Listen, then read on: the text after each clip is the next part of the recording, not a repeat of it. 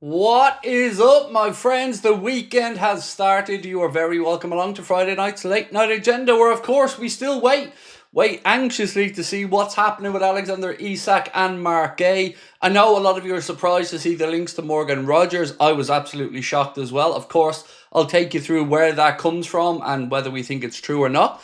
We'll go through the game against Arsenal coming up at the weekend. We'll talk about Arne Sloth's press conference today, where he gave us a bit of an injury update around a couple of players. We'll talk about some other moves that are taking place, of course, like Xavi Simons, now a Spurs player. We'll discuss that. Leone getting called up to the Italian team for the international break. We'll talk about that as well. No place for Trent Alexander-Arnold in the English team. Oh, well, that's a shame. Also, no Federico Chiesa in the Italian side either. So, loads to get through. I'm sure that you're all frustrated at this point. I understand it. I'm relaxed. That's all I'm going to say. I'm relaxed. Right, let's get into it. So, we'll start with Chad. Chad, how are we, dude? Hey, Craig, close one last night. Is Mac good for Sunday? We still haven't had Mac and Gravenberch together this year. This may help the defence a bit. So, the manager did say today that he has been back training for a few days. Now, whether he starts or not, I'm unsure, Chad, to be honest with you. We'd love to see him. Of course we would. Mac and Gravenberch in that midfield is what we're all wanting to see. But I'm not sure whether this one maybe comes a little bit too soon. I'm guessing here, though. So for me, when I did my preview, I didn't put him in my starting 11, but I do think we will see him on the pitch at some point. Maybe he does start. Like, I am guessing at this one. But the updates that we got today around the players were Connor Bradley's been training all week, which is good news. We know that Mac has been training for a few days, so that is definitely positive news. Hopefully it's just Frimpong, but the looks of it that could be missing for the game. From Arsenal's side, well, they've a late test on Martin Odegaard. They are going to be missing Saka, and Mikel Arteta has admitted that it's a worry to see Saka have so many injuries to his hamstring. I mean, does anybody want to tell Mikel? But, you know, stop playing him every 5 seconds, dude. Right, Isak to wear 32 in light of our recent win. No, not 32, mate, no. Look, there's stuff I know and stuff I don't know. And I'm always going to tell you about the stuff I don't know about. And I've no idea what's going on with Mark Guehi. Not got a clue. Still haven't been able to find out. But I'm relaxed on the other one. I'm very relaxed. I know we're all sitting around going, right, clock's ticking. And I get it. Less than 72 hours left now in the summer transfer window. Remember, it is 7 p.m. on Monday that it shuts. We are expecting the announcement of the official signing of Nick Vultmada from Newcastle very soon. That probably should be this evening if everything goes to plan. After that, well, you're just going to have to be a little bit patient, my friends. I know, he says patience after a long summer. Trust me, I'm not blessed with it, but I'm calm on the Isak situation. On the Guehi one, your guess is as good as mine, honestly. We know that they look to bring in reinforcements. There is already a player that looks like he will be on his way in. Romano said earlier on, Crystal Palace agree a deal to sign French centre-back JD Camvot after exclusive story revealed last week, finalising documents exchanged with Toulouse. Here we go. So that's a centre-back they are bringing in, but I think they want another one. Now look, at this point, your guess truly is as good as mine as to what on earth we are doing with the Mark Guehi situation. Yesterday, late last night actually, I'd seen a couple of different reports to say that Liverpool were going to go to 40 million for Guehi, 36 plus 4 in add-ons. But I haven't seen any confirmation of a bid gone in, so I truly do not know. Mark said, sleepy, right? Well, Mark wants to be kicked out. No problem, Mark. I'm gathering you were somebody who... Mark, come on. I know Mark Baldwin. You've been in here a long time, dude. The Zeds aren't going to last too well in here, bro. They're just going to end up with me banning you. So either go somewhere else if you're not happy, or, I don't know, get a better attitude. Keith said, clock is ticking. We need to see Isak bid tomorrow. I can't say, mate. I can't say.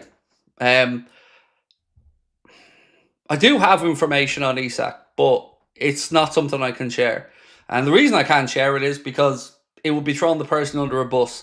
All I can say is I'm relaxed on this one. On Guehi, I haven't got a clue. I'm not sure what's going on with it. But I understand people looking at it going, clock's ticking. Because I'm sitting here going, clock's ticking. Because you're right, it is. 72 hours, less than 72 hours to go. And we do need to make sure that we get our ducks in a row. But one thing I have to keep reiterating to you is the timing of the Isak bid is going to be key to all of this.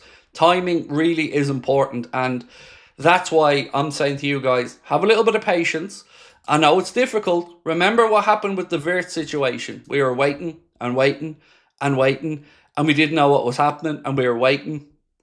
We got there in the end, and with Isak, we'll get there in the end. We're going to have to be patient. Feels like we're frozen in place. We're not. Again, I'm going to just reiterate, it's going to come down to timing. Because I've said all summer, hearts and minds, remember that phrase? Newcastle have to get their ducks in a row. Newcastle have to have their moment, which is the unveiling of a record signing for them. Let all that happen and then watch things move. But on Mark Guehi, truly, I'm at a loss. Romano said this earlier on, though, which was interesting. Liverpool do not see Giovanni Leone and Mark Guehi necessarily as alternative options. Liverpool are working on both deals for weeks, as Leone's highly rated for the future and Guehi seen as a big opportunity. Both negotiations are on. He knows much more about this than I do, obviously, so I'm hoping. He then put googly eye emojis underneath that post.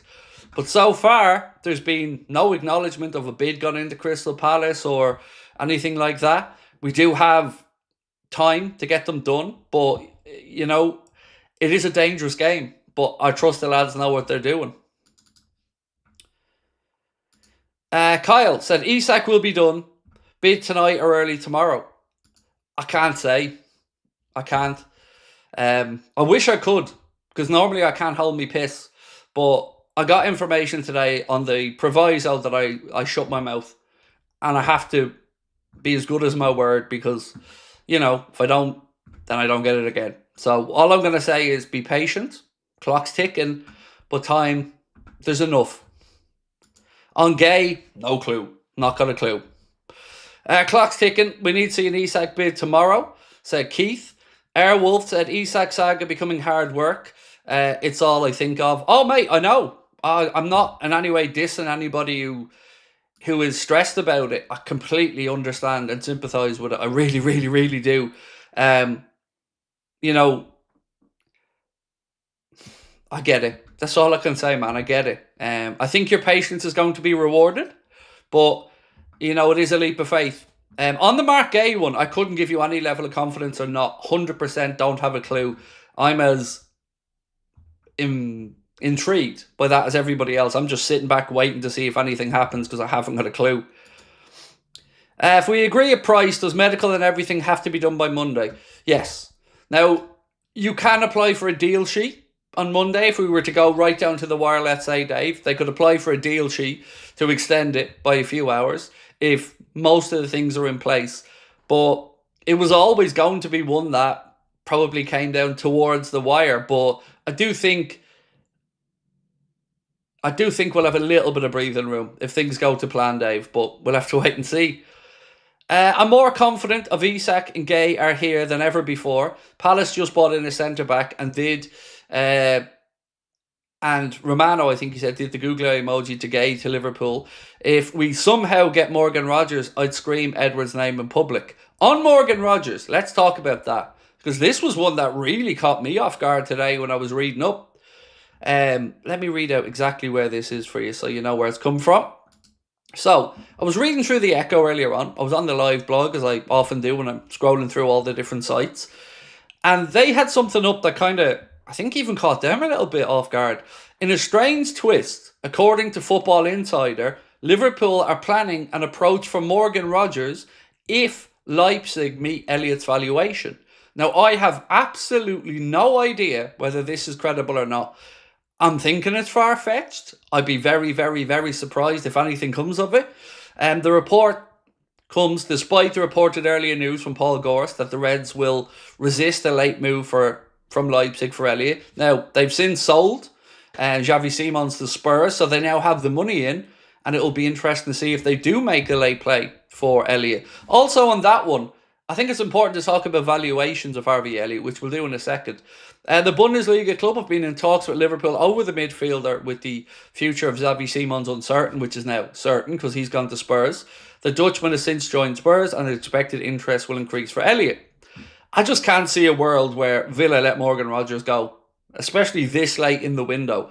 So the line from Liverpool today to the journalist was that the preference is to keep Harvey Elliott. Paul Gorse said it earlier on, Liverpool look to resist any late move for Harvey Elliott before Monday's transfer deadline day, with Arne Slot seeing his versatility and quality is important for the season ahead. On top of that, we had, where was he? I think it was Paul Joyce said something similar around that one as well. Yeah, I think it was Paul Joyce. Sorry, I can't find that particular bit of information. So let's talk about Luke Edwards. Shall we talk about Luke Edwards for a few minutes? Because, we haven't talked about him yet. So he put up something earlier on. And if this doesn't tell you why you should be confident about Isak, I don't know what to say. But remember, this is the most negative person there has been around this whole story about the idea of him joining us. This is what he's had to say. You can sense a change in the mood music around Alexander Isak and Newcastle United. A move to Liverpool for the first time looks like it could really happen. Of course, conditions still need to be met. Newcastle need to sign 2 strikers, not 1. I disagree with them on that. I think 1 could even do it.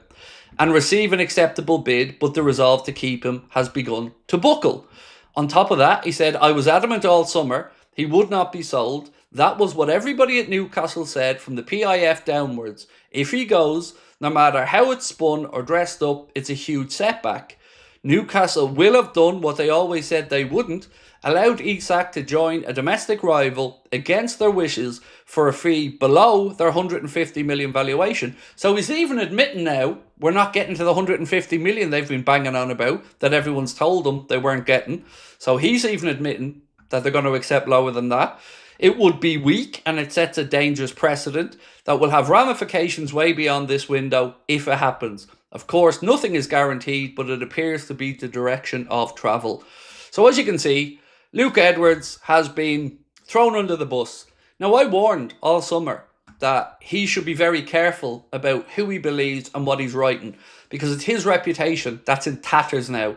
Yes, he may have been being told these things from the club, but let's be honest, everybody knew that that position was going to change. Everybody knew the way this was going, and all he's done now is alienate himself from Liverpool fans, alienate himself from Newcastle fans, and everybody knows that he's pointless. So his reputation lies in tatters for what? For a few fucking stupid tweets, for a few, I have a special set of skills. You look like a clown now, mate. And it's all your own fault. But, it is what it is. Leach said, I see Glasner say he doesn't want Guehi to go and isn't happy with Palace's transfer business. I don't blame him, but his chairman says otherwise. Look, of course, a manager wants to keep their best players. I totally understand that. And Oliver Glasner probably felt like winning the FA Cup, off the back of that, they'd see some good business and, probably hope to be in the Europa League as well. Now, they've qualified for the Conference League. It's not worth all that much. I know roughly what it's worth because, of course, 2 Irish teams are in it. So you're talking about 3 to 4 million quid for the group stage games of the Conference League. Not a whole lot. So that's where they're at. But Parish is once again saying, they have to sell. Crystal Palace can't be thrown away 30 or 40 million quid. But as to why we haven't moved yet, or we haven't seen any offers, I really haven't got a clue. Like, I've been honest about it. I don't know anything about the centre-back situation. Boxed Will said, we are Leave It Late FC, both on the pitch and in the market. Yeah, we really are, especially on the pitch. God, the last couple of games certainly been nervous. Going into 2-goal leads, being pegged back and then just about finding a way to get over the line. Did record the preview today for the Arsenal game. That'll be out tomorrow, I think at about 10:30 in the morning. The video at Lee Gunner is up, and if you've had a chance, please do let me know what you think of it. Let's move on to some more news around Isak. The newspaper and Mark Douglas has said Liverpool are preparing a second offer for Isak in the region of £120 million. Insiders believe Liverpool's bid is now imminent. And they ain't wrong. Oliver Glasner, speaking about Mark Gay, like somebody mentioned, said, from my side, he has to still be a Palace player because it's not possible to find a Mark Gay replacement who can play straight in the Premier League, be a starter, being consistent. When we see our foundation of success in the last few months, it's our defence. Mark is a crucial part. Getting the right replacement is now almost impossible. But to be fair, they've had all summer. And again, this isn't a situation that's new to Crystal Palace, that they knew Mark A wasn't going to sign a new deal. So when you've got your chairman coming out publicly saying, can't afford to let him go for nothing, and you're in 3 days left in the window, again, it looks as if things will be trending in the direction of him becoming a Liverpool player. Whether it's now or whether it's next summer, I don't know, but hopefully it's now. On that as well, a couple of loan deals to talk about. Costas is going over to join Roma. I believe he's having his medical over there. It'll be a season-long loan. No obligation or option to buy that I'm aware of. James McConnell, of course, has gone over and joined up with Ajax. I think he's going to wear the number 16 shirt there for the season. So wishing him the very best as well. Alex Crook has just said, well, I say just said, it was about an hour ago, I won't be at all surprised if Isak to Liverpool gets done by Monday, but it won't be for as much as £130 million. And he's not wrong. You know, if you're expecting Liverpool to go in at the 140-ish type mark, you're probably going to be pleasantly surprised, because remember the comments that were put out there by a journalist a while ago that said Liverpool's initial offer is £110 million, isn't too far away of where they deemed the valuation. But now they know they're the only bidders. They're the only club left standing, and they will try to use that in their advantage, or to their advantage. Right, let's keep going. Where were we? Done Dave's one, I've done Owen's one, done Leach's one, done Box Will's. Chad, I'm thinking we can stop asking about Isak. Be patient. Let's be confident in that. Well, I don't think I've steered anybody too far wrong this summer. Like I said, there's a lot I can't say. So, you know, take what you can from it, but patience will be rewarded, I believe. Right, Colin said, became a member this week. You're by far my favourite channel and come off as such a genuine good person. Thanks for making my days better. I think we get both, and dominoes are falling. Gotta trust. Well, one, mate, thank you so much for becoming a member. Really appreciate that. Glad you found us. Glad you're enjoying the content. And I'm a pretty straightforward fella, to be honest with you. You know, you get what you see. I call it as I see it. If I'm wrong, I try to put my hands up on something, but I really do appreciate your kind words, Colin. Thank you, mate. And for what, I don't know if I should have any confidence on the Mark Gay one. I really don't. Like, I believe he'll be a Liverpool player, but I couldn't sit here and tell you guys with any level of confidence I know it's going to be by Monday. I haven't got a clue. But I do believe, like James Pearce said, eventually he's going to sign for Liverpool. Lewis Merritt said, with how Arsenal have spent, getting Isak and Guehi is the difference between us winning the league and not, for me, vital signings. Lewis, I agree. I said this the other day as well. We are still short. Like, even taking Arsenal out of the mix, which, you know, is a fair point you've made on them, we're still short. Just look at the numbers. We don't have the depth in attack we need. We're one injury away from a crisis in a couple of areas. So, I agree. I don't see us winning the league if we don't get Isak at least signed up by Monday. But then again, I do think we're going to win the league. Right, we have a poll running. If you want to have your say, we're asking, are you confident that we get the both deals done by Monday? Yes, no, or unsure? Right, let's keep going. What else have we got in the chat? I see a smug face, then Craig tells me it's 99.999% done. Again, I can't speak on it. I'm confident we'll see him. Do you know what, though? I'm too invested in the idea of Isak wearing number 9 for Liverpool. I'm weirdly too invested in that, because, and it's not because of any peculiar want for him in particular to be number 9, but the idea of us not having a number 9, that doesn't sit well with me. It's too big of a number not to have somebody wearing. So, you know, hopefully we see one by Monday.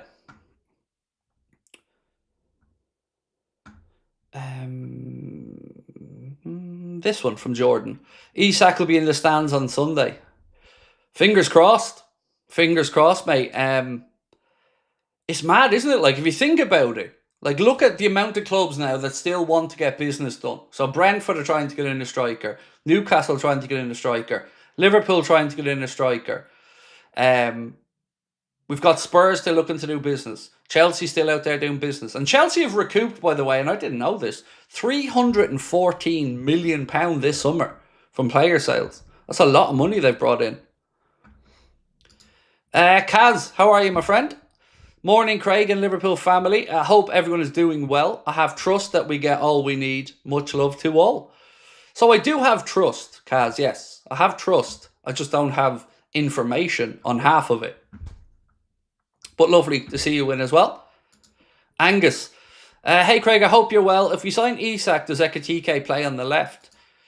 So if we sign Isak, it's probably going to be the other side of October international break by the time he becomes a regular. I'm sure he will get minutes in between now and then. But for me, the games that come between coming back after the September international break and the October international break will be about getting minutes in his legs. Now, he's been called up to the Swedish national team, so he will have hopefully some game time over there. That will help. And then when he, if he joins us and he comes in and he gets work, and I still think we won't see him start a game until after the October international break. But of course, that's a guess. Kev, right, how are we, dude? Rumours around Liverpool, Isak will be paraded before the match on Sunday. Love you, Kev. Thank you. A lot of you guys are bailing me out here. Thank you. And Kev, hope all is well with you, my man. Hope the musical business has gone well for you. Righteous Gamer, how are we, sir? Keith Downey has said, due to PSR, Newcastle will need some of that Isak money to pay for their new players. Do we go in lower for Isak? Lower?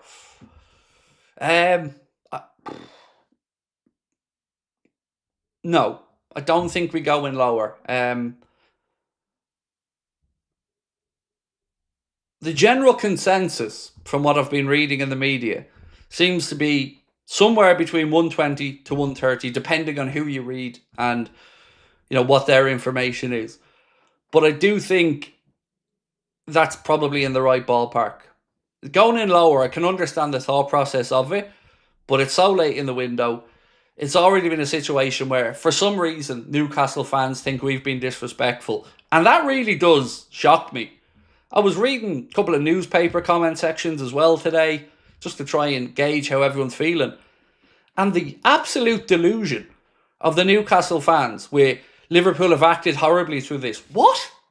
Liverpool made one offer and haven't spoken publicly about Isak again. And these lads are going on like they're in his ear every 2 minutes trying to get him to do this, that and the other. They really need a dose of reality, and it's coming. Just like, Luke Edwards was big and bold and ballsy on social media and, speaking down to people and belittling people and I know, I know everything. Good man, Luke. How's that going for you, fella? You enjoying yourself? I am. And you're right on the PSR thing. A lot of the time, people just forget to use common sense in these scenarios. And like you've said, Righteous Gamer, we've all known that Newcastle have PSR constraints. They don't have the same level of problem as they did last season with PSR. But when you're out there spending money on Nick Voltmada and you're looking to bring in other players, you got to ask, how are you going to balance those books? You know the answer. Everybody knows the answer. It's a 4-letter word. Craig, we need to move our asses to get it done. Again, it's about timing. Everything has to be done the right way. So Liverpool can't bid until they believe it's time to bid. And yes, I get the clock's ticking, but they know that. The club know that. The club will know roughly what it would take time-wise to make sure everything goes through. And I just think we have to be that little bit more patient. We're in the final stretch now. There's less than There's 69 hours and 48 minutes, I think, left in the transfer window. So we're going to hold our nerve a little bit longer. Footy banter. Liverpool will beat Arsenal on Sunday. We'll get Guehi and Isak, win the league. Mark my words. 29th of the 8th, 2025. P.S. Craig and the Anfield Agenda team. Keep up the great work. You're all so appreciated. Thank you. That's really kind of you. Very generous super chat as well, my friend. Thank you. I'm not really confident going into Sunday. I think it has draw written all over it. I hope I'm wrong. But I got to be honest in my assessment. Nothing I've seen so far from this Liverpool team this season makes me feel like there's a genuine reason to expect a great performance. I'm hoping for one. I do think we'll be better. I'm intrigued to see what way Arsenal come, how they set up. I think they're probably going to go set piece. They're going to have their tall defenders up. They're going to have probably 6 players in the 18-yard box that are 6 foot plus, and they're going to try and pinch 1 or 2 with that. I don't think Mikel Arteta has the balls to come to Anfield and try to play an open, expansive game, but I'm nervous. I've not been blown away by either side this season, to be honest. Watching Arsenal's 2 games, I don't think they've been massively impressive either, although, to be fair, they've won both. We certainly haven't been impressive. We've scored lots, conceded lots. So, yeah, I think all signs do point to a draw for me, but I very much hope I'm wrong. Do we have the advantage due to Newcastle and PSR? I don't know the absolute inner workings of Newcastle's PSR situation. I've got a rough idea of it. Do we have the advantage? Yes, we do.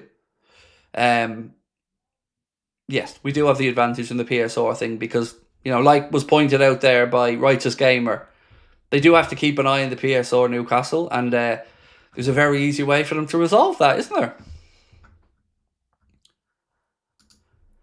ProStock said, channel is growing fast, keep up the good work. Thank you, dude. It's growing fast because of you guys, like I've always said. You spreading the word, you guys coming in every night. I wouldn't be here, be able to do it, be able to be as energized as I try to be without your support, guys. So thank you. And appreciate you being with us for 11 months as well, ProStock. Right, let's get back into the comments. Hey, Craig. Raekwon the Chef said, without Saka and a weakened Odegaard, then we have more of a chance to hurt Arsenal. With the best team they will have played this season and will have a strongest 11 out minus Frimpong. Unsure what to expect from Maka. So do you guys think that he's going to start Maka at the weekend? I'm unsure, to be honest. I was wondering, would we see a midfield of Gravenberch, Szoboszlai and Wirtz, and then Maka to come off the bench? I hope Maka starts. But, we got to think about the fitness, and will the manager think... Maybe he thinks he has 60 in him. That could be possible, I suppose. And with regards to Arsenal, yeah, certainly having no Saka, I take that as a bonus. Odegaard, yeah, you could probably just easily replace him with Eze, though. And Odegaard hasn't been great for Arsenal in the last few months. Well, the end of last season, I guess, and so far the start of this. Probably expect Trossard to play for them as well. Is Madueke the obvious option for them on the right-hand side? Not sure, but if we show up and play, we can win. I've no doubt about that, but if I sat here and just said, yeah, we're going to go and beat Arsenal, come look at the great form we're in, I'd be lying. We've been, I'm unsure what Liverpool is going to show up, but I hope a better one. For all the frailties we've shown defensively, one thing I don't think any of us can question is the bottle of the team to find ways to go back up and get the winner. Being pegged back twice, particularly impressive against Newcastle, to then go up the other end and young Rio to score that winner for us. That was a great moment again, and a great sign that these guys just don't give in. Right, let's keep going. There's some other bits on this one. So, I mentioned this, but Giovanni Leone has been called up by the Italian national team. New head coach Gennaro Gattuso has brought him on board, which is very positive for him, only 18 years of age and straight into the Italian national team under the new coach. Ruben Amorim. We'll have a little talk about Ruben for a second. Sometimes I hate my players. Sometimes I love my players. This is my way of doing things. Sometimes I want to quit. Sometimes I want to be here for 20 years. Sometimes I love to be with my players. Sometimes I want to be away from them. Sometimes I hate my kids. I'm going to be like that. This is not going to change. His situation's already getting messy. I seen a report in The Guardian, and it said Ruben Amorim's tactics and man management are being questioned by some in the Manchester United dressing room, and there is a feeling at the club that the head coach may resign unless results pick up. The first line of that is everything that's wrong with Manchester United, because that information shouldn't be coming out of the football club. But once again, the dressing room is unhappy with some of the manager's tactics, and it's finding its way into the media. United need to cut that shit out, because this happens every single time they have a manager.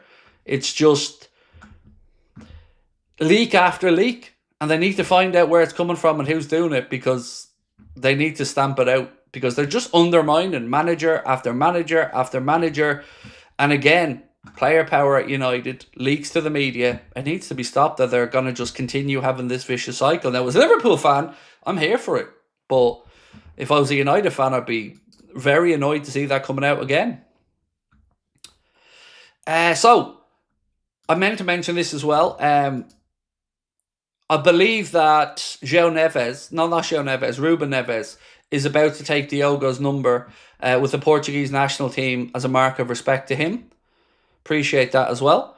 They've even put Diogo Jota in their attackers with, his name kind of not in white, shall we say, just as a mark of respect to Diogo as well. Where was I at? I'd done that one, this one from Itachi. When is the Isak story finally over? 7:01 on Monday. Officially, will be when the window closes. I think we'll be happy by that point, but as for anything else, I have to bite my tongue. Keep an eye out for the Newcastle Voltmada announcement, though. Asentino said, as long as business gets done.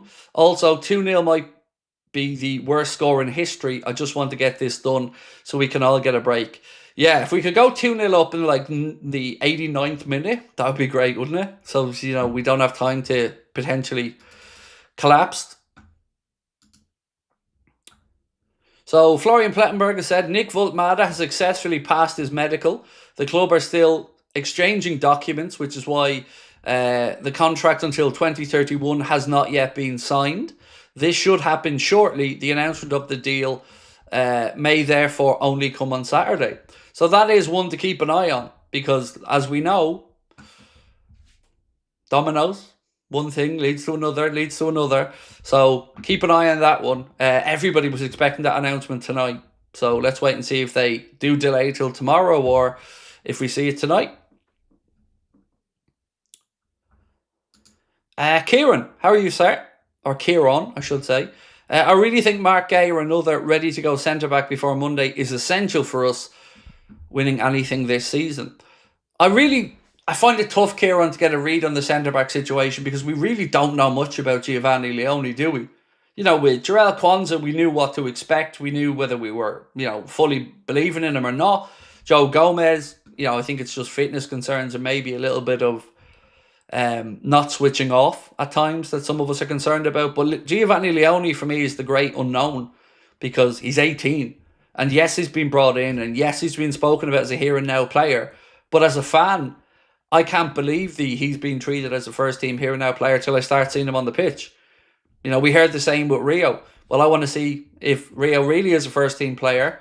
He'll be starting games at some point. So these are the things I need to see before I believe Giovanni Leone is a here and now centre back. And as of yet, we haven't seen a minute of him. So if and when we do, then I'll probably have a better read on it. But I agree on the Mark A thing. Get it done. Stop pissing around. Yeah, I agree. I just don't know what way that one's going, because I have no information on it.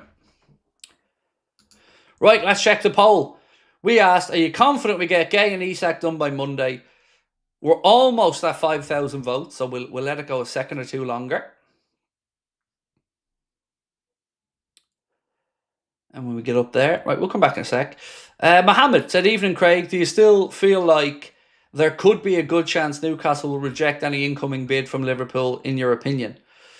Keeping in mind that is around 120 to 130. No, I don't expect any rejections. In the ballpark you're talking about there, like if we were to go in and offer 110 again, I would expect a no.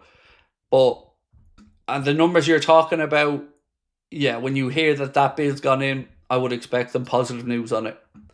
Right, so 67% of over 5,000 people said they are confident that we will get Mark A and Isak signed by Monday. I truly do not know how confident to be on the Guehi one or not. I want to be, though, because I really want him to come in. I think he'd be a great bit of business for us. And even at 35 to 40 million, I still think it's incredibly good business. You know, I know he's got 1 year to go on his contract, and that probably does reduce his price. We've seen them turn down 65 million in the past from Newcastle. So 35 to 40 million to me, even with 1 year left, it still feels like, as an outlay for the club, it's a good piece of business. And it's good value business.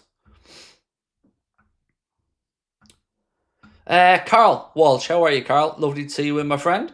How long would you think it would take for Isak to get up to speed, considering he's not played since the end of last season?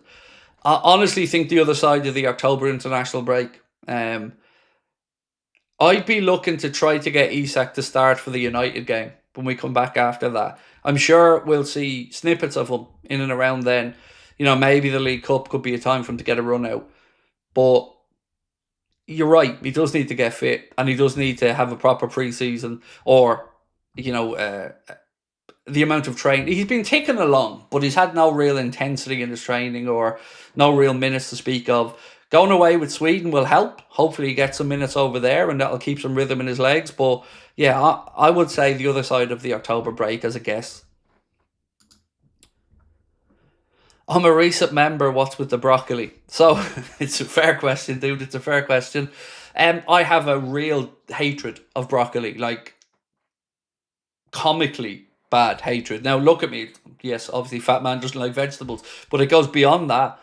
And I promised that I would eat broccoli if we won the league, which I did eat a piece of broccoli, gagged when I'm doing it. But I did learn something. Apparently, I have a super taster gene, which means like black coffee, broccoli, and some other things really do not taste well to us. And broccoli is something that I despise. So much so that one day we were talking about Mighty Red, the Liverpool mascot. And I said, oh, he's the broccoli of mascots. And then he posted the next day with him with a broccoli head. And I thought, oh, hello, Mr. Mighty Red actually has a little bit about him. So yeah, I just despise broccoli. Really despise it, like nightmares type of shit. Despise it. My wife loves it. It's always in her fridge. She's always eating it. But I can't even be in the room. I detest it that much, mate. It's not funny, I know, but it's the truth. Could Isak Guehi be in January window? No. I get the question, but one thing we've always heard about Mark Guehi in particular, and I guess I'm probably more speaking about him at this, is doesn't want upheaval mid-season in a World Cup year. Wants to stay focused, be settled. One thing that really did stick with me was hearing him in an interview recently say that he's got more friends up around Liverpool, Manchester, up in that neck of the woods. That kind of made me think, why are you saying that then, Mark? So, yeah, I think either would be now. Because also, let's say we waited for Isak and it was January. Newcastle's still going to have to go find that same replacement. And the thoughts of them being able to do that in January, when again, you're in a World Cup year and club probably aren't going to want to sell their best players at that point of a window. Itachi said Craig knows something. I do. I absolutely do. Yes. I'm not trying to hide it. I just can't talk about it. Which I know is a shithouse thing to do, but like, I'm being honest. Yes, I do know something. But I have to prove my worth to somebody, so I can't talk, or I'll never get this again. So, yes, I know something, but it's not about Mark Guehi. It's the Isak information I'm sitting on, and I'm going to have to sit on it But all I can say is, I think we'll be happy by the time the window shuts. Isak Bomba tomorrow, Guehi Sunday, up the Reds. Thank you, Max. Haven't got... Like, I'm probably more frustrated than I should be about the Mark Guehi thing. Like, in my mind, as a fan, I'm just sitting here going, why wait? I understand the wait for Isak. Like, even without the few bits of information I've managed to get, I've always understood that. Because it is a process thing. And they have to get in forwards. Now, thankfully, the Nick Vultmatter one came in clutch for them. And, that was a really good steal for them to be able to come in and get him. So that made me feel more confident, enough so that I really started to push with a few people today and eventually got the joy I was waiting for. But on Mark Guehi, Max, I've been frustrated. Just wondering what on earth. Like, every time he plays for Palace, I'm cringing, hoping he doesn't get injured. The Fredrikstad one in particular really wound me up because I didn't want him anywhere near that game over there. And I hope he's a Liverpool player by the close of business on Monday, because I think we could do with the extra bit of depth there. And again, we still have absolutely zero information on Canade. And one thing I've been quite surprised about is not much written in the media about Canade or his future either.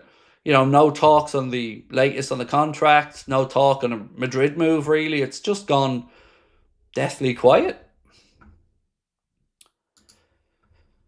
I can't, Martin. I can't. I wish I could. Connor doesn't even know. I hope that tells you how serious I'm trying to be with this, mate. I haven't even told Connor, the other owner of the business, because I don't want to throw my person under a bus. I could pull a full Newcastle on Luke Edwards here and, give you my information and throw the guy under the bus. But, I'm trying to keep my word. I'm worried we have a soft underbelly in the middle with no bite, no one to mix it, no one to go to war. We're being bullied in the middle lately. I think that's an understandable concern, Joey. That's why I want Maka back in there. I think he does give us that extra bit of bite. Obviously, he's not a huge physical imposing player, but he does have that tenacity.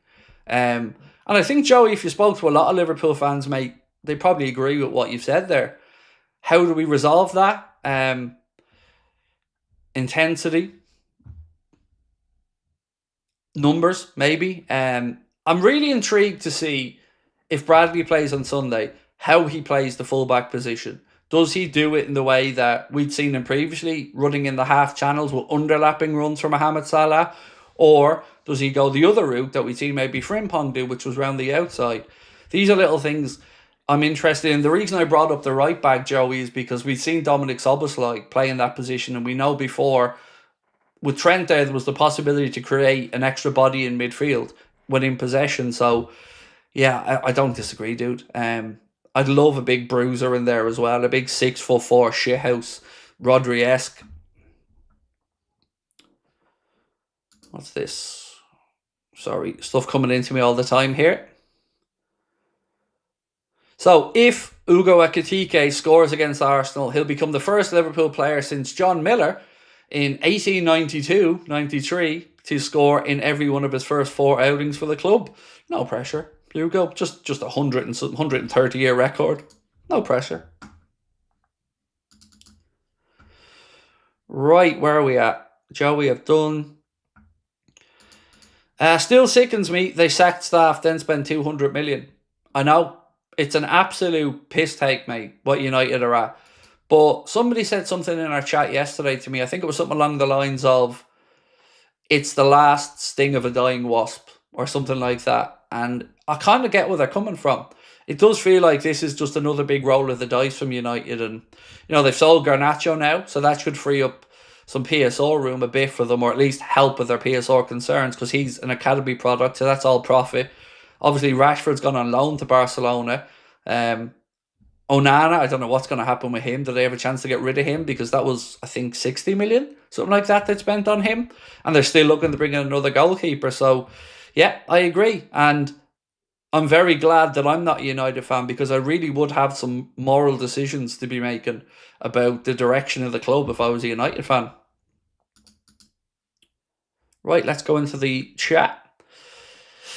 Mark Ames, how are you, sir? Said Craig, 36 million plus 4 million in add-ons for Guehi. Palace has accepted. This comes from Football Insider. I'd seen that, mate, yeah. I seen it late last night, and then there was another little bit around it today. I have the article open here in front of me that you've said. They said, Football Insider reported that Liverpool are preparing a new bid worth £40 million for Mark Guehi. The overall package worth 36 million and 4 million in add-ons is said to be in the region of what Palace want, and the club are likely to accept it. And I hope that's right, because like I said, mate, I don't have anything on Mark Guehi, nothing. Oggy Buggy said we need a new poll. No problem, buddy. Let me know which one you'd like to go with. Happy to do it. I'm in great form today, by the way, so, please no shithousery in the chat. Just even if you hate me, just come in tonight and have a bit of fun with us. It's Friday night. I would say let your hair down, but,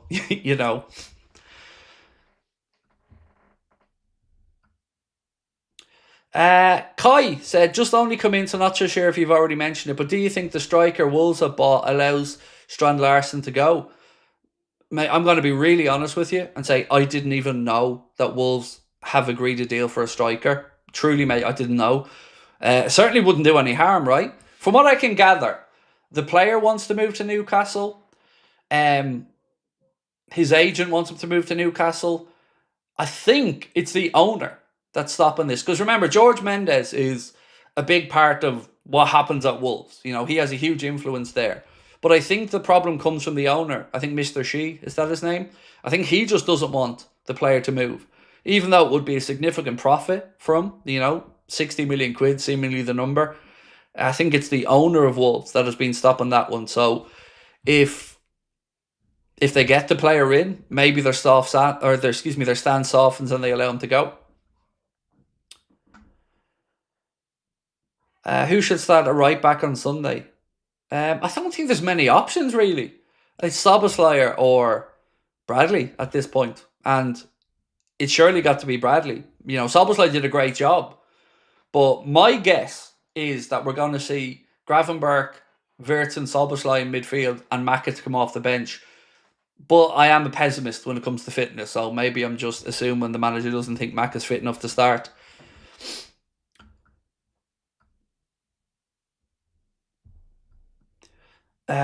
The fact Rashford is away on loan and yet the dressing room is still leaking stuff is bemusing me, as I thought Rashford was the leak, unless the players are still talking to him. I wouldn't know who was leaking, but certainly feels like there is still some people putting stuff into the media from the United dressing room that if I was the manager I wouldn't be happy about. Right, what else? Why do you think that Hugo didn't get a France squad call-up, but Ibu did? Good for us since Ekitike has hit the ground running. It's a good point, or it's a good question, mate. I'd seen something even the other day that suggested that Ekitike may jump ship and become a Cameroon player. I think he qualifies, and I know he's already played for the French team, and I think there's a rule that if you played less than a certain amount of games, you can change over or something. I don't really know the ins and outs of it. I just assume any good Irish player that comes through that is in any way related to somebody in England will be fucking robbed off us like they have been in the past. So, yeah, I'm still a little bit sore about the Declan Rice and Grealish things.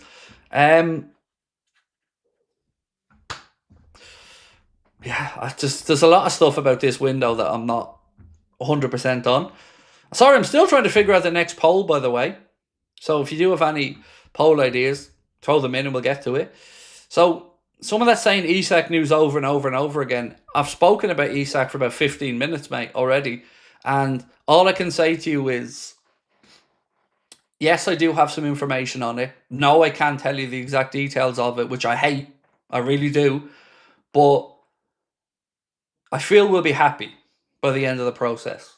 I can't sit here and tell you when you're going to get a here we go, because as I said, a lot of it's dependent on Newcastle's business. And the timing of this next offer is going to be really, really important.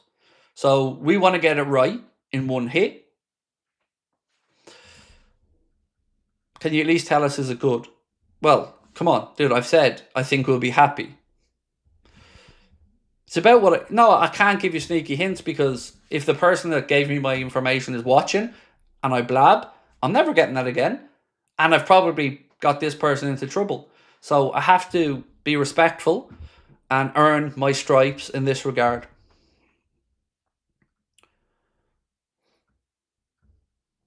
Does Canada start? That's a good poll. That's a good poll. And I want to just go with a straight yes or no on it, if that's okay. Because we did one the other day and there was options. But I just want to ask, do you think Arna will start him? Because I do. And that was one of the concerns I had when I was doing my prediction. I wouldn't play him, but I do think Arna will. So we've got the here we go there for Piero Hincapié to Arsenal. So it's, what is it? Wow, there is a straight fee, 52 million. So there you go. Good one for Arsenal. Right. Do you know what, though? Actually, I'll revisit this in a second. 1 second.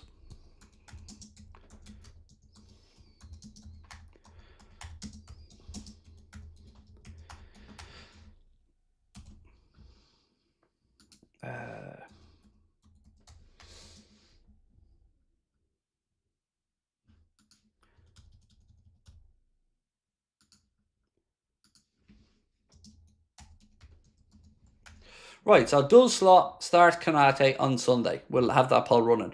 So to get back to the Piero Hincapié stuff, it's a good bit of business for Arsenal, no denying it. But it also would make any potential signing for us from Mark A at 35 to 40 million look like incredible business. Which it would be. This is what I'm saying. Like, if we can get an England international who is coming into the prime of his career at about 25 for about 35, 40 million quid, it's a brilliant bit of business. You know, I'm not saying Arsenal signing Hincapié isn't a good signing for Arsenal. It is. But it would make our business seem much better value and a great steal. So hopefully it happens. So let's get back to the super chats that I missed out on. Trent's defending is like a museum. Look, don't touch. Look at his smiling, said Itachi. Yeah, so Trent wasn't called up to the England squad, by the way. I'm sure you're all aware of that one. Genuinely, that surprised me. I thought Tuchel would include him. Cal said, Craig, can you do an LFC top scorer poll for us? Do you know what, Cal?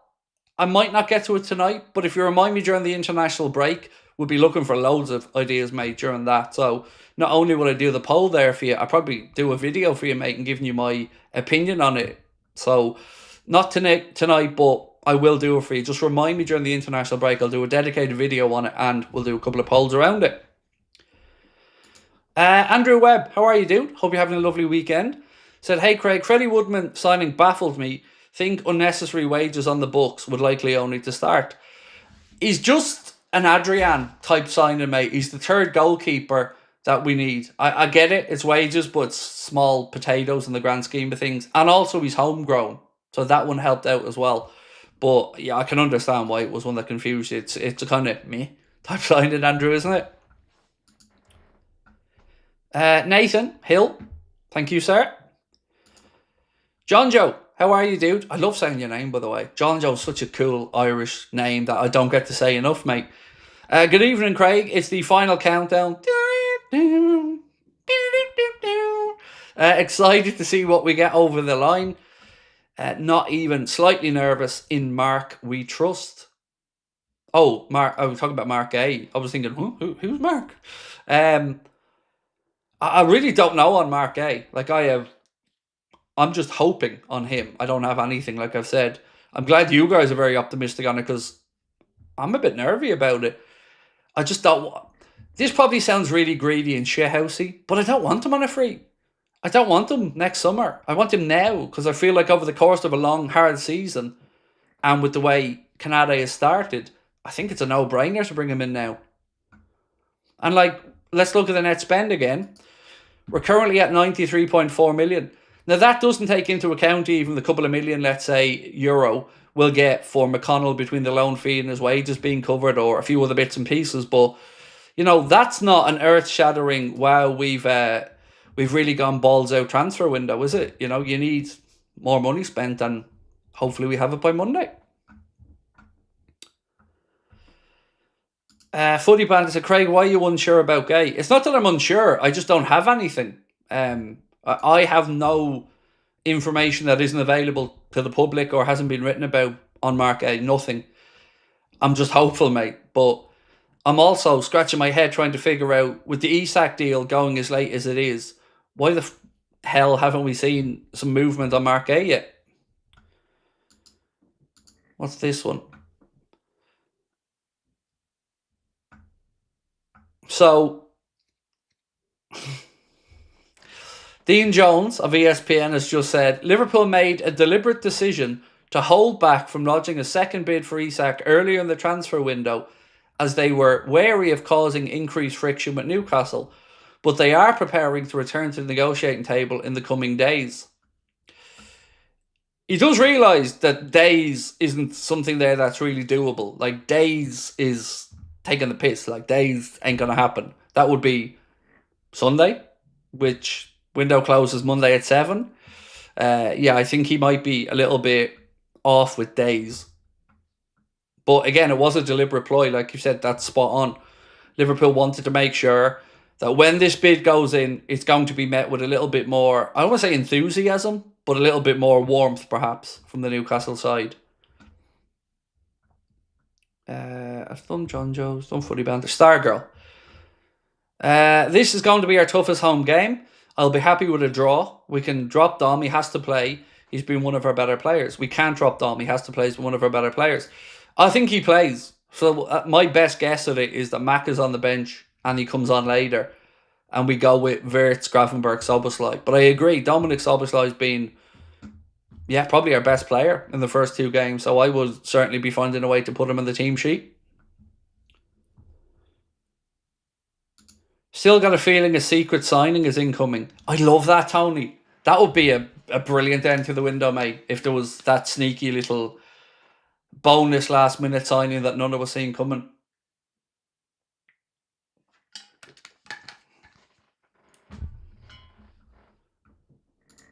Hedgie over in Australia. How are we, sir? Freaked me out a little bit saying morning there, but I had to glance to make sure you were from Australia. What formation do you think we play, and who will we? And if we sign Isak and Guehi, keep up the good work. Thank you. I don't really expect too much of a change in the formation. I think we get caught up on it too much, because often you see formations tweaked 2, 3, 4 times in a game. I wouldn't think too far away from some version of a 4-3-3. There is obviously the option to go a bit more narrow and go with a 4-2-2-2. But versatility is important, and getting these players in will give us that versatility. So just as a mad one, and I'm not saying I'm expecting this to happen, but if we went through this season with Canade, Guehi, Van Dijk, Gomez, and Leone, if we had 5, and then Nalo, let's say, maybe there's times Arna feels he could go to a back 3. Again, there's been no indication he's going to do that, but with 5 centre-backs, you'd have a better shout at doing it, because you have a bit more wiggle room in case you picked up a knock. Kieran, did Newcastle overpay for Voltmada? 100% yes. But don't say that too loudly, Kieran. Wait a little bit, but yes, they did. Bayern stopped at 60 million euro. Stuttgart wanted 75 million euro, but Newcastle paid 90 million euro. Was it too close overnight to avoid competition? All euro before questions. So I've seen differences of 80 million to 90 million euro. And I don't know which one of those two is correct here. And there's been a couple of different journalists saying different things. One said it's 75 million euro plus 5 million. And another one said, like you said, 90 million euro. Have they overpaid? 100%.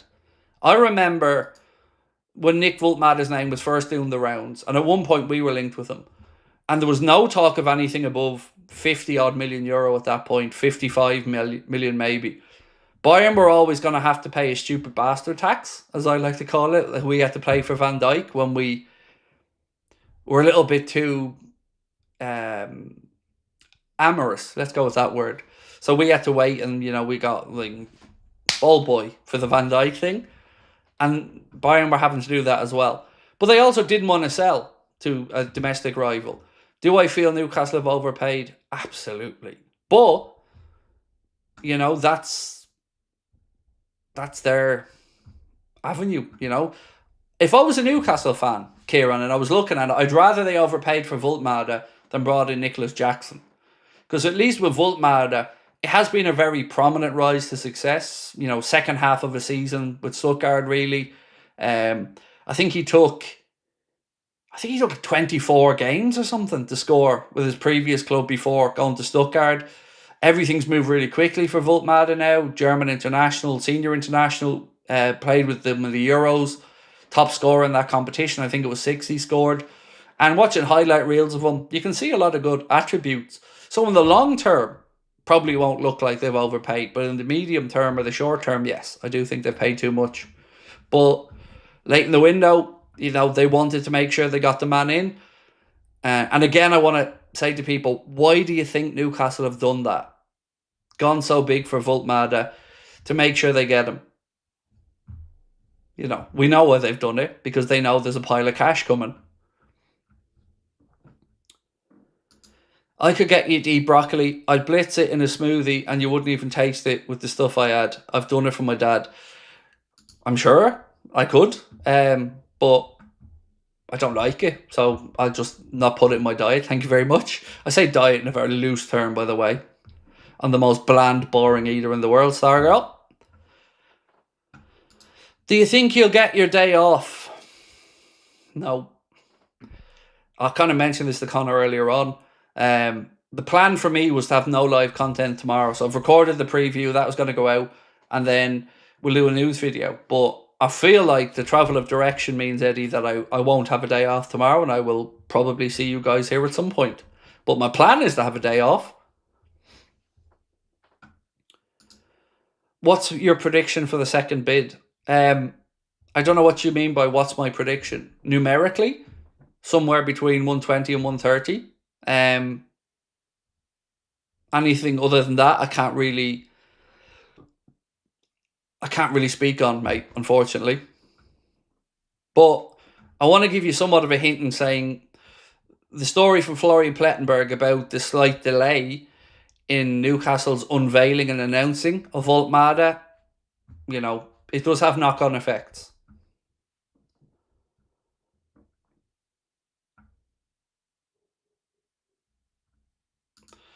Tweets about a helicopter from Newcastle, don't know if it's true.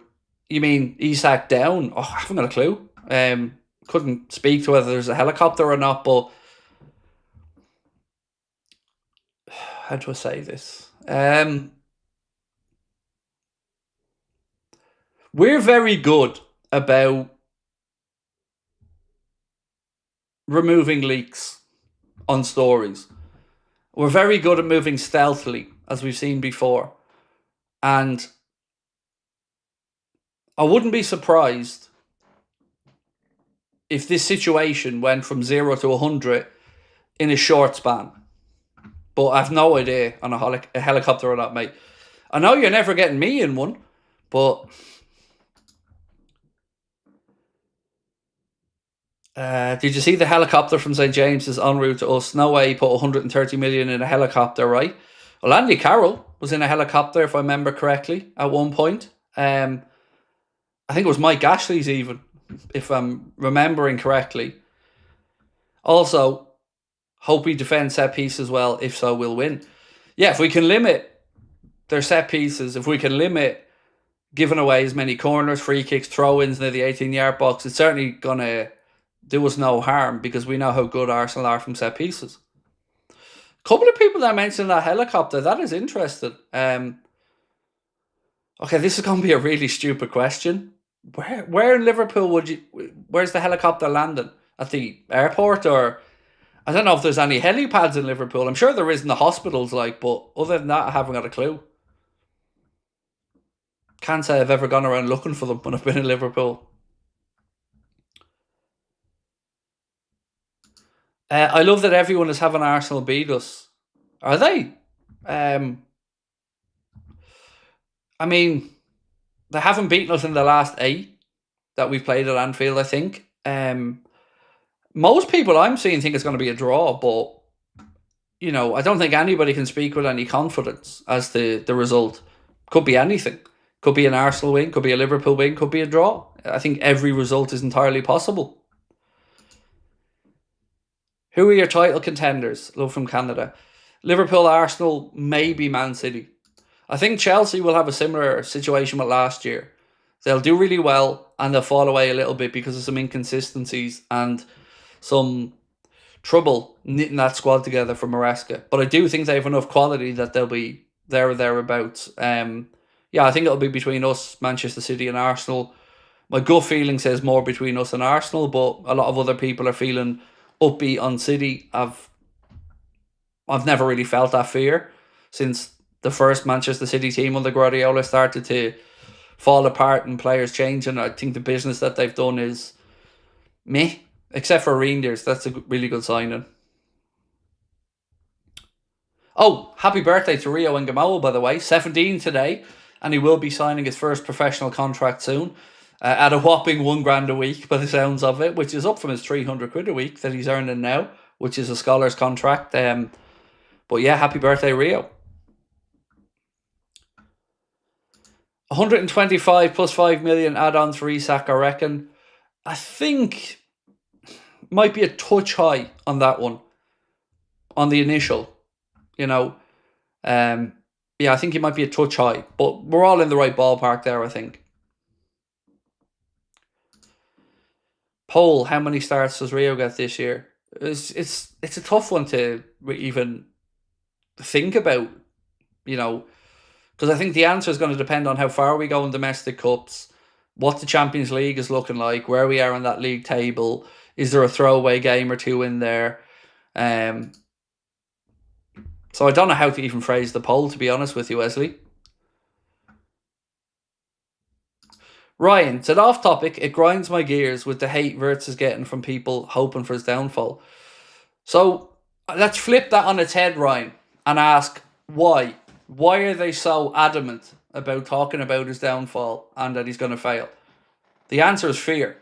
Because you don't talk about these things with inferior players. There was no conversation about Norgard failing to season at Arsenal because nobody gives a shit.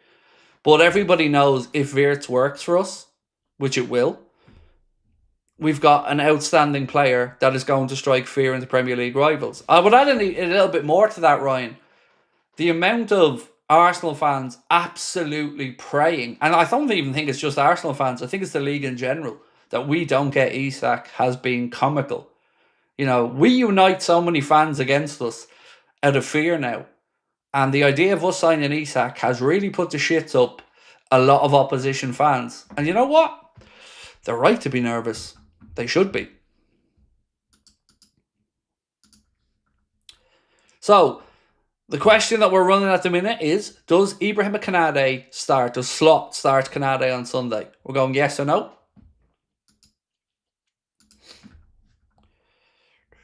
Does anybody else feel wound up by the way our name has gotten dragged through the mud in this Isak drama for nothing? Like, I see every day, page after page, post after post, calling Isak a rat. Rat, over again. And our fan base is the one getting fucking digs. And we're the ones in the media getting spoken about with, despicably low offers of 110 million. I think they've all lost their damn minds. I think they can just fuck off, quite frankly. Like, I don't know anybody in my immediate circle that would have even called Trent a rat. They would have said, bluntly, I don't like what he's doing, he's shithoused it. But the amount of people, blatantly, young, old, just rat, selling Isak is a rat t-shirts and hats outside the ground. And they have the cheek to talk about our fan base. And yet Newcastle's fans are still being fucking glorified in the media as this great fan base that supports and gets behind their players. Fuck you with your hypocrisy. I'm sick of it. When Trent got booed by some people, there was page after page, day after day, article after article about it. And he was leaving for free. Or just about free. Yes, we got a few bob in the end. They're all... It's really taught me who is in what camp, particularly in the media. It's really pissed me off. Liverpool deserve more respect than they're getting. And our fan base certainly deserve more respect than they're getting. I'm sure you probably agree with that. I don't get it. I do not get it. Like, they seem to be able to call Isak a rat at every opportunity. Nothing. No calling out, nothing. Called a money grabbing bastard by kids going into the training ground. Nothing. Nothing said about it. Just imagine for 1 minute that Sky Sports were on their way to Anfield for the last game of the season, and they were walking in, on TNT was there and a few other outlets, and one of the locals were outside selling Trent is a rat t-shirts, comes with a free box of matches. You and I know you wouldn't be able to move for articles, headlines, dedicated podcasts, everything about it. Liverpool fans are disgusting. Liverpool fans this. It's just double standards again. And I'm sick of it. Somebody needs to just call this shit out, because the double standards are never ending. Agent 47 said ex-pros blaming us and accusing us of tapping him up. It's morons like Shearer and Lineker and that Gormless parish. It's mad. It's absolutely mad. Like, the whole narrative is against us. And I don't get it. Like, what have Liverpool done? Whatever about us as fans, right? What have Liverpool, the club, done here that's so disgusting? I don't see the same energy for Visa and Newcastle. And, him taking down his socials and all. Where the fuck is all the energy for that? Where is all the outrage for that? Again, Liverpool. I hate it. It does my head in. Liverpool deserve more respect than they're getting. Because if they really wanted this shithouse, they could have done it a lot more. But they put in one bid after being asked to have a conversation by Newcastle. That bid was rejected so emphatically that Liverpool went, okay, and haven't come back yet since. But yeah, it's still our fault.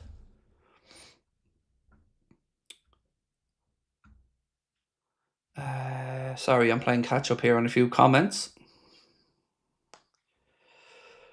Done that one. Done that one. Done that one. Done that one. Done that one. Done that one. Done that one. Done that one.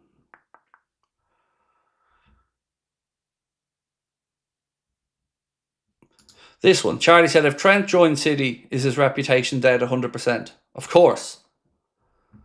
Of course. If he comes back and goes to any Manchester club, of course. There's no middle ground, I don't think.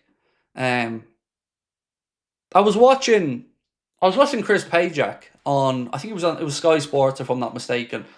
And he was talking about the Trent situation, and he said that, he didn't boo, but he didn't do anything really. He just treated him like he wasn't there. And I agree with Chris on that.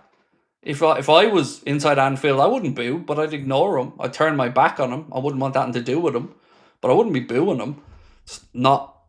I just think if you don't like something, it doesn't exist. It's not there. But he made his bed, let him lie in it. But I think Chris was spot on in what he said. This one from Lauro said, Craig, the Guehi situation is worrying me. It's worrying me as well, Lauro. Worrying me even more because I can't get information on it. But I'm confused, mate, as to why we still haven't seen a bid in. Love to see the subs go to 350. Thank you, mate. Love your work. Appreciate that. I hope we'll get there. I think I'm confident we will get to 350. But yeah, look, I'm very grateful for all the subscribers and people that do view, mate. So if you are in with us for the first time, please do hit that subscribe button. We need a DM more than we need Morgan Rogers. I agree. Yeah, I agree with that. I just don't see the Morgan Rogers thing having much truth to it for a whole load of reasons. One, why would Villa sell? They've just lost Jacob Ramsey. Why would they then go and sell Morgan Rogers as well, who's just been named, PFA Young Player of the Year? I can't see it. It just doesn't make sense to me. I don't understand how it's even getting the airtime, really, from I think it was a Football Insider story, wasn't it? Yeah, I don't understand how it's even getting airtime because it feels very unlikely. Football Insider. Bill said, happy birthday to Rio. Can't wait for him to shine. Yep, I agree, Will. Or Bill, excuse me, Bill. Yes, happy birthday to the young man. And it'll be great to see him get his first professional contract. Although I don't think it'll be too long before he gets a much, much, much improved contract after that. Don't spam about Isak. We'll be happy on Monday. That's the only thing counting. Yes, we will be. I'd like us to be happy before Monday, if that's possible.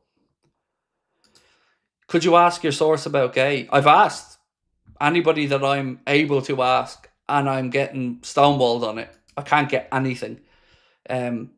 Nothing. So this is what I hope differentiates me with some other people. If I don't have information, I don't sit here and pretend. I don't sit here and go, oh, no, I'll tell you. I have nothing to lose. Like, I have a relationship with you that I value. So, unfortunately, I can't. I'd love to get the information. I've been trying all summer. Can't get a read on it. The one that's actually really annoying me that I can't get information on, Suleiman, is Canade's contract. Because there was talk that another offer had been put to him. I think it was about 4 weeks ago, maybe a bit more. And I was expecting a bit more to come after that. But it's gone really quiet since then. The Madrid side, you know, we talked about the reports linking them with Upamecano now as a free agent in the summer. So I really don't know where we are at with the whole centre-back situation and the contracts. I hate the idea of Canade going through this season with no new deal unless Mark Guehi is in which case then at least if he's not playing well, we have more options in Guehi and Leone and Gomez. Dean said, we're at home. I think we'll win on Sunday. Well, it's been a while since we did beat them. I'm not sure if I still have the graphic here that I used earlier on. Yeah, 1 second. I do have it here. I'll read it out to you now. So, we're winless in 6 matches against Arsenal in the Premier League. The longest winning run against Arsenal since 2007 and April 2011. Arsenal are winless in their last 12 away games against Liverpool since a 2-0 win back in September 2012. So not a great run of wins there for either team in recent history. Lots of draws at Anfield. So I hope we win on Sunday, Dean. But again, I can only give an opinion based off what I've seen this season. And we haven't seen the best of Liverpool so far this season. So it's tough to, you know, really carry a lot of confidence in. Expectation, absolutely. Hope, 100%. But we need to see a better Liverpool than we've seen this season, especially at the back end of the pitch. Why do people keep mentioning helicopters? So there's some conversation on socials about a helicopter departing Newcastle headed down. I can't speak to it whatsoever, John Joe. I've nothing on a helicopter. He said, I think Isak could be done by Sunday. I don't think we'll get Guehi only because I haven't seen Crystal Palace move for a replacement. Well, they have got one in, or one agreement, mate. 1 second. So, Romano said earlier on, Palace agree a deal to sign French centre-back JD Canvot after exclusive story revealed last week. Crystal Palace are finalising the documents with Toulouse. Here we go. So, they've got one in, but they were already short. So I think Glasner said they had to play a centre-back a midfielder at centre-back at one point in the last few weeks. So at least that is one in for them. But it looks like Akanji, who they had an interest in, he's looking Milan-bound as things, I think, sit this evening.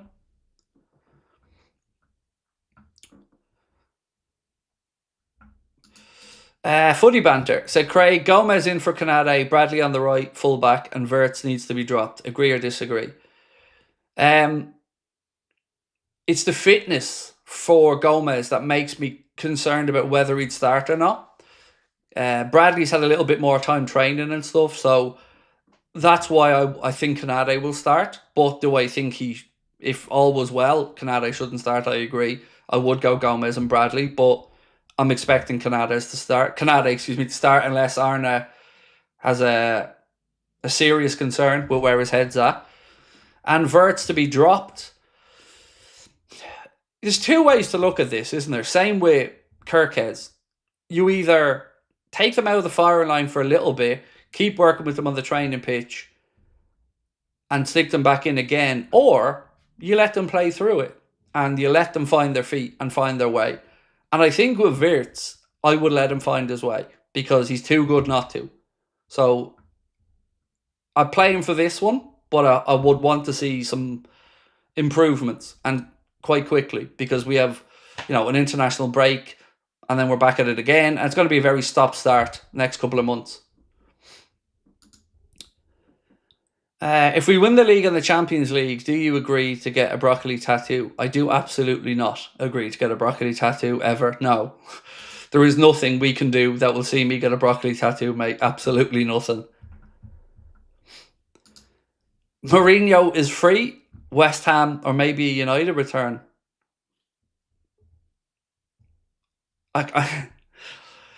Mourinho's washed. Surely the god of the footballing world at this point knows that.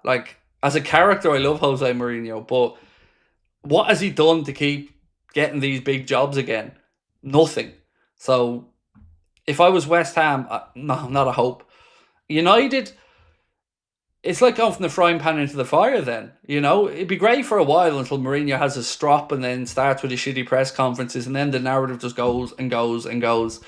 So I would stay clear if I was a Premier League club at this stage of Mourinho's career.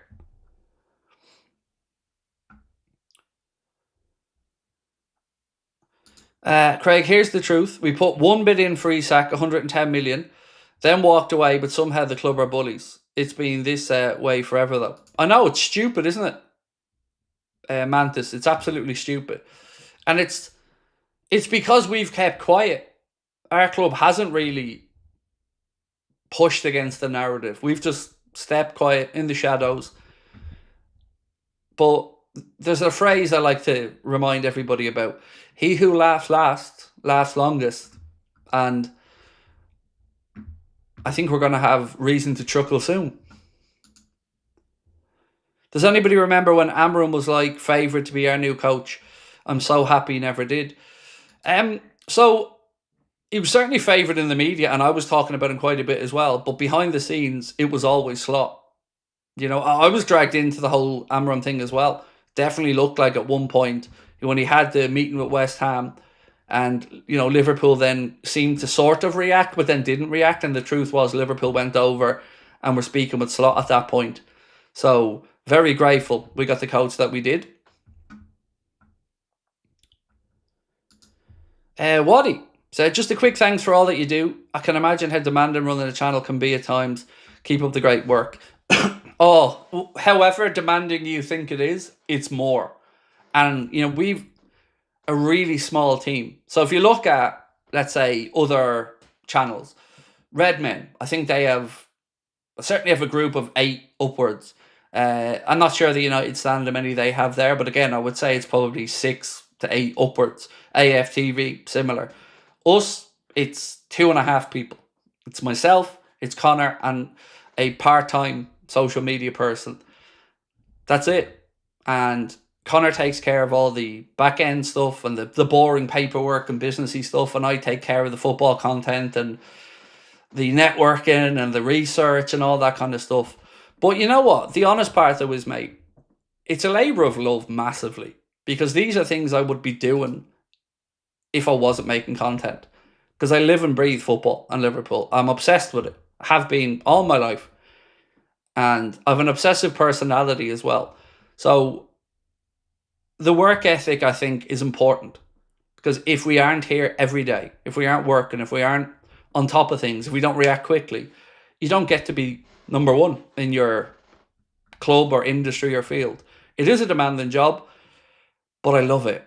I love it because I get to talk to you guys every night, and I get to make people happy on occasion. We get to celebrate shit together, commiserate together as well. I mean, really grateful for you guys when Diogo, that tragedy happened. I was so grateful to come on here and grieve with you all and express myself and hear your thoughts. And I love it. I love the community we have. And I fear for the day I don't have it anymore. And not that I mean the channel goes away. I mean, I fear for the day I pack it up, because I'm really invested in this emotionally. Really.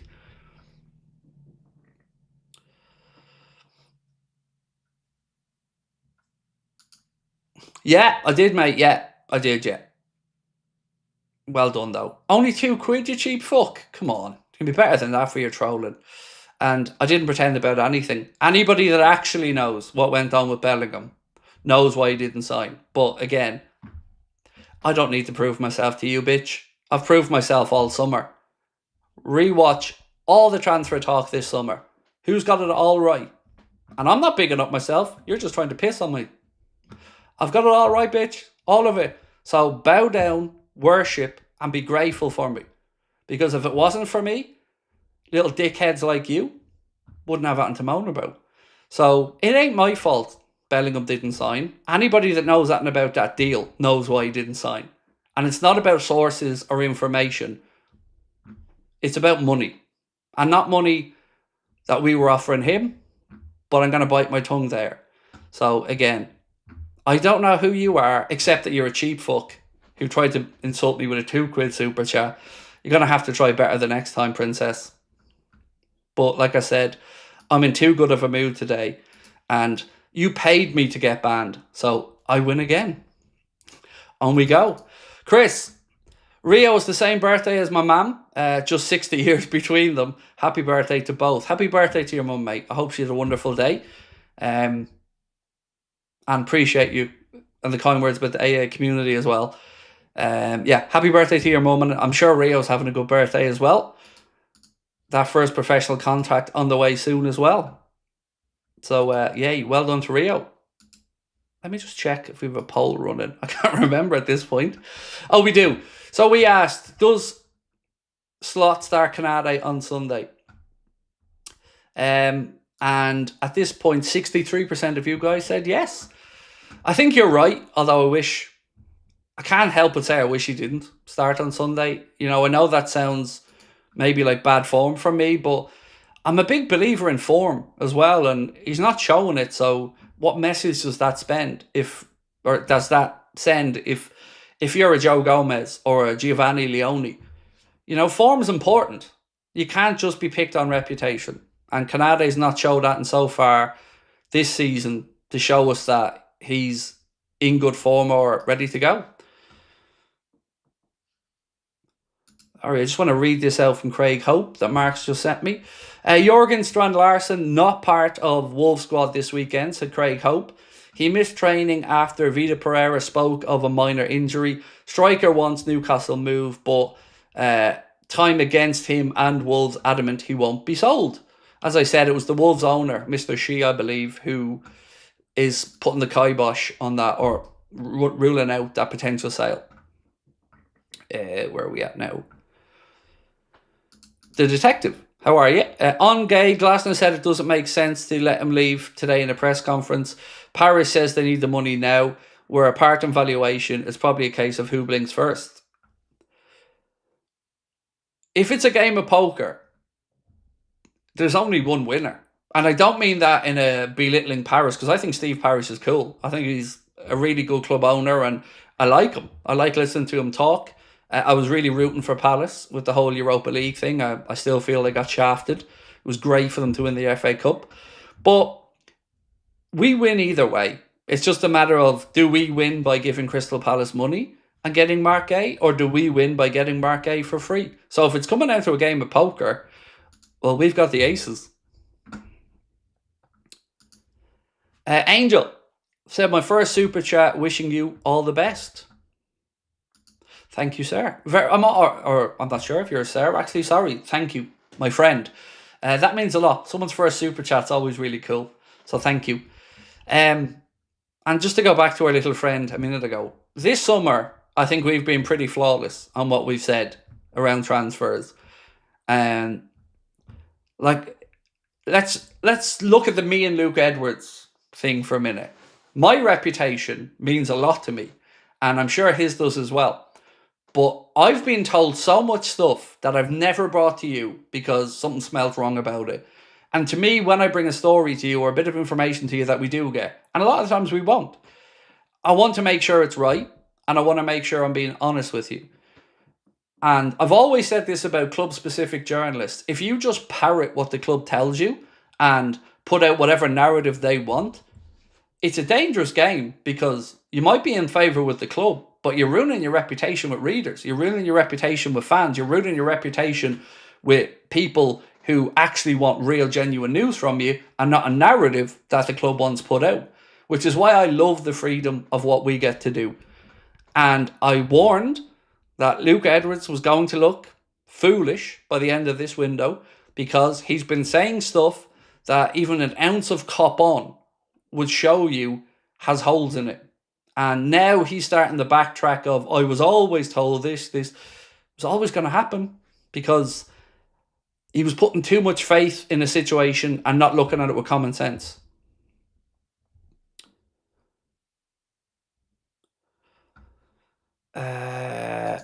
Ben said, if we sign Isak tomorrow, as you've been alluding to, never once alluded to signing him tomorrow. Never even. I said we'll be happy by the end of the window, but don't be putting words in my mouth. I never said we'd sign Isak tomorrow.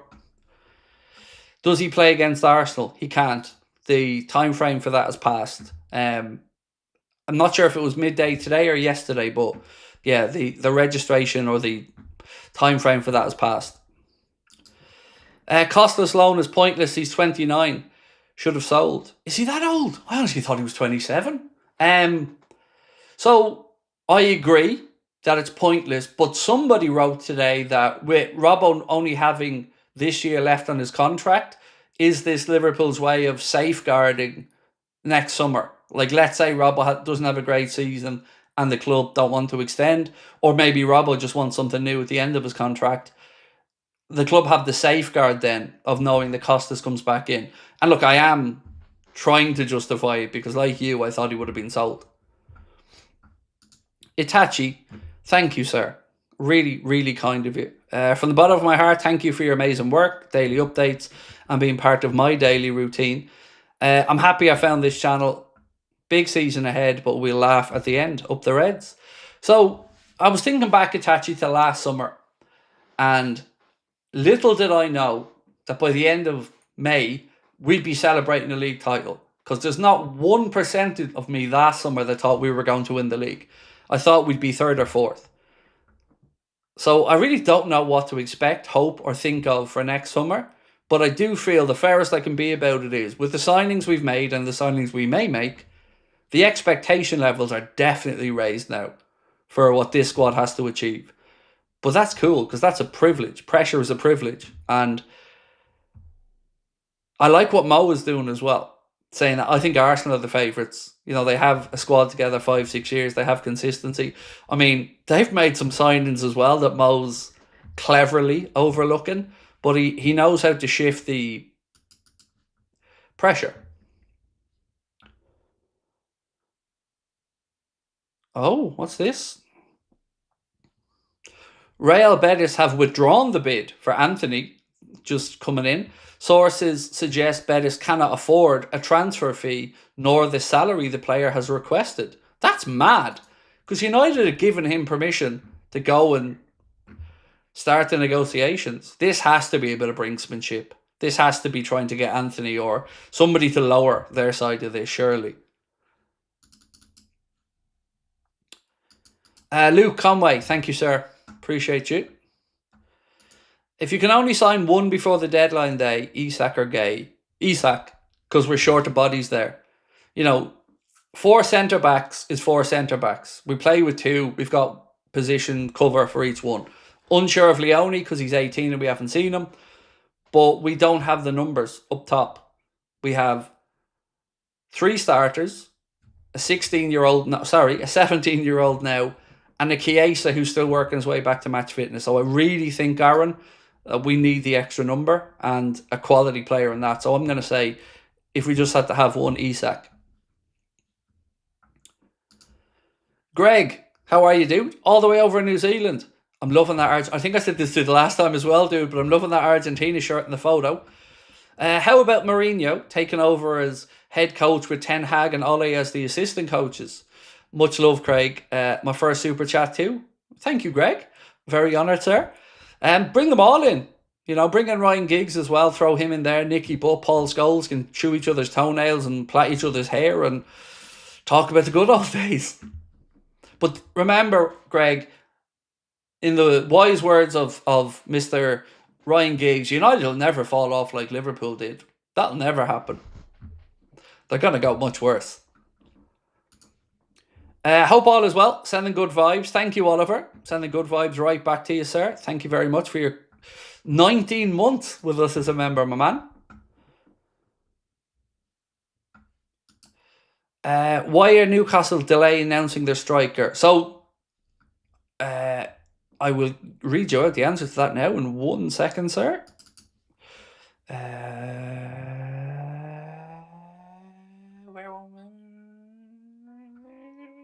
Which one was it? Sorry, I'm delaying myself here on something. Yeah, it was this one. So, no, it wasn't that one. Where was it? Oh, yeah, here we go. This one from Florian Plettenberg should give you the answer. So, Voltmada has successfully passed his medical. The clubs are still exchanging documents, which is why the contract until 2031 hasn't been officially signed yet. This should happen shortly. The announcement of the deal may therefore only come on Saturday. And that came from Florian Plettenberg. So that's why the delay, Stephen. John, good news incoming. Sleep with a smile on your face, mate. Keep on keeping on. Oh, I'm definitely going to bed with a smile on my face. No doubt about that one, John. Like, I hope people see the difference in my demeanour around this whole thing than I have had in the last couple of days. There was always a belief that positivity was brewing and things were trending in our direction, but yeah, like I said, it's going to be a good next few days, but it's also going to be a hectic next few days right across the transfer window.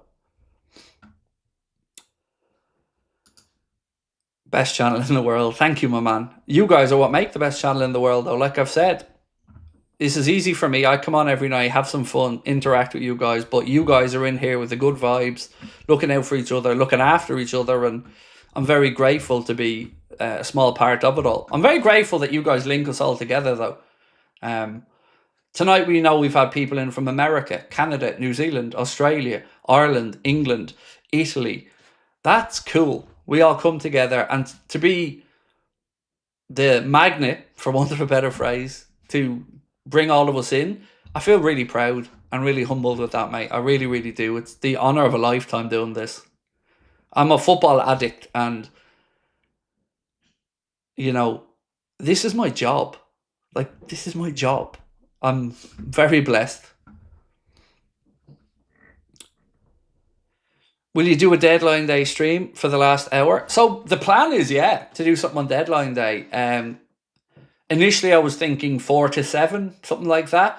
Of course, Scotty, it will also depend on how things are looking. Like, just as an example, if we had Guehi and Isak done by, let's say, Monday morning, do I need to do a transfer stream at that point? So it may depend on what way things are looking. Is there a late move for Elliott on the cards?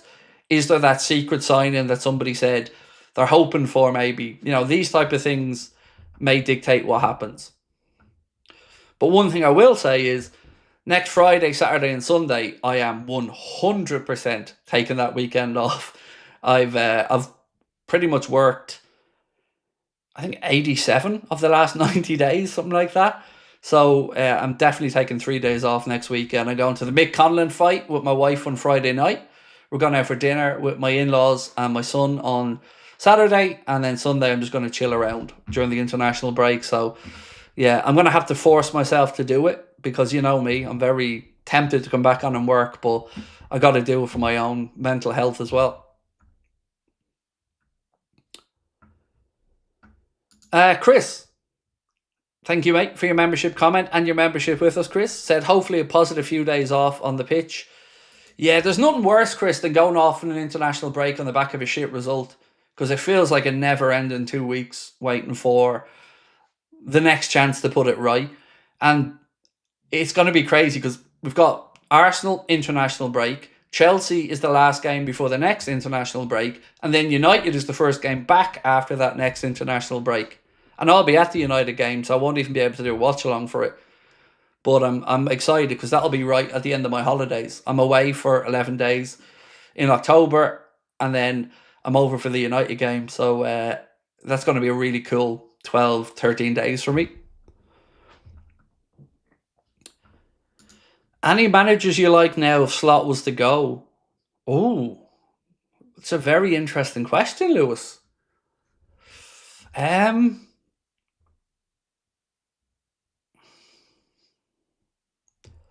be tempted to say somebody like Inzaghi, but